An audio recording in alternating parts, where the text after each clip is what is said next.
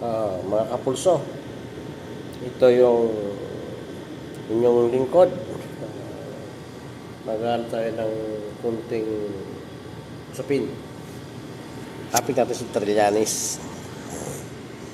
Alam mo, itong si Trillanes, nag-umpisa ito ng pakipagtunggali kay Duterte.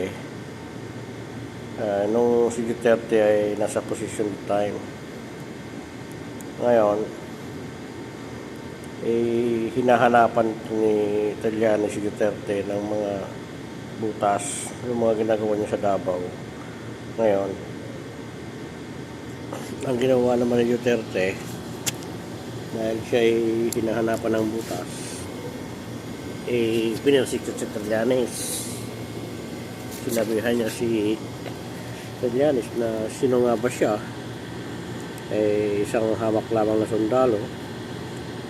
Tapos nagkurita, sinrado yung hotel, kinain daw yung mga pagkain doon, ginawa yung mga tindor, kutsara. Actually, may pagka-weird din sinakyan din ng mga tao, nasira si Trillanes. Ngayon, next election, hindi na nanalo si Trillanes. Ginawa si Trillanes sa katawanan.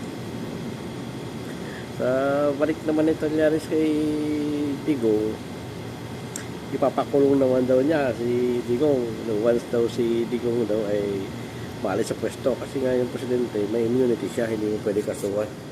Immune po siya sa mga ganong yan po yung presidente sa naman nakakaso. Ayun, ginawa ni Trillanes kasi nga hindi siya pwedeng mapasikot sa Pilipinas gawa ng connection ni Digong. Dinala niya ngayon kaso sa International Crime Court at sa ICC.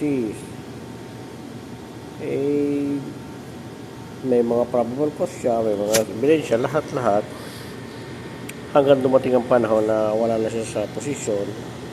Kinabog siya ngayon, Digong.